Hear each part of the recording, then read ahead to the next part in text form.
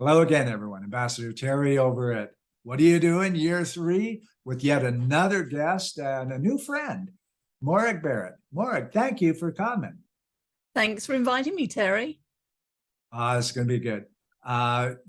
We met on a world conference recently, and I invited her over here because I'm loving what she's doing.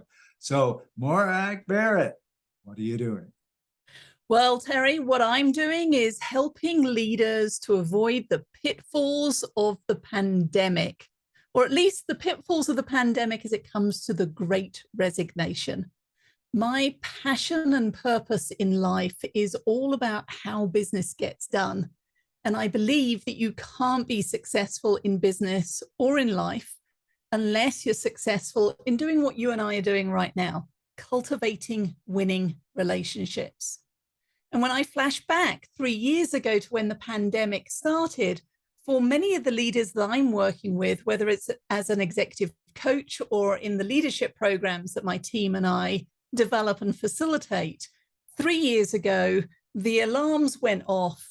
Everybody grabbed their bags, their notebooks, their pens, and rushed home under the illusion that leadership as usual was going to be what was required to navigate the pandemic. And part of that false prophecy was around the fact that many believed that it was going to be 2 weeks. It was going to be 3 weeks. We would be back in person by Independence Day. We'd be back working together by the fall. And as we know, with the benefit of hindsight and 2020 vision, here we are, like you're saying, 3 years later, asking, what the heck are we doing? And for the leaders that didn't adjust their approach, that didn't recognize that simply getting on a Zoom call or using Slack or technology may have meant that you were more connected to your team, those very technology tools actually have increased the sense of disconnection, which is why we're seeing the great resignation, or that awful phrase that I hate right now, quiet quitting, which is portraying team members in a poor light. And the reality is we're all tired.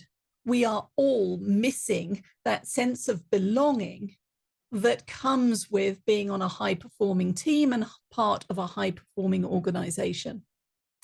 So in fact, during the pandemic, my team and I at Sky Team have written You, Me, We. And we are using that as a lens to help the leaders that we work with, and at last count 20 countries and 4 continents, to help them to adapt and adjust to the new reality of leadership in the 21st century and leadership in a hybrid environment. And so in You, Me, We, why we all need a friend at work and how to show up as one, we're doing 2 things.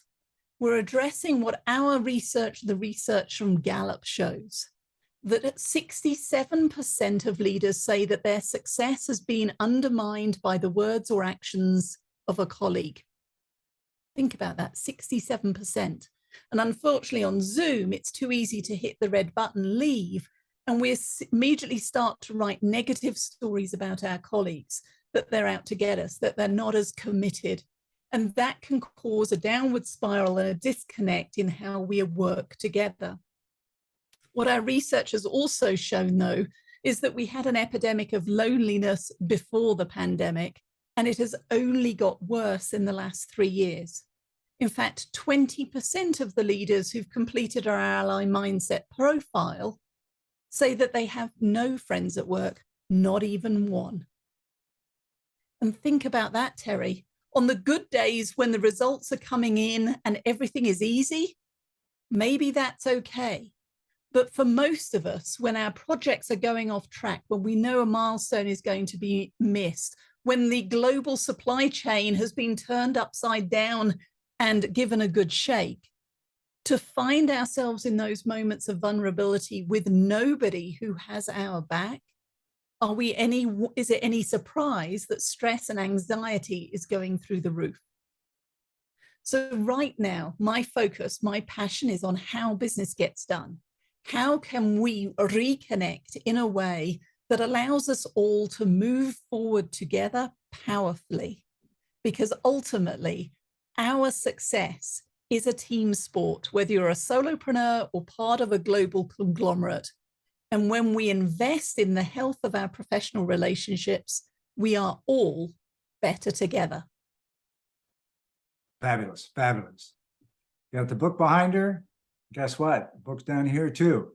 For those of you who's picking this up on the recording, which is standard, we'll have the link to the book in the comments below.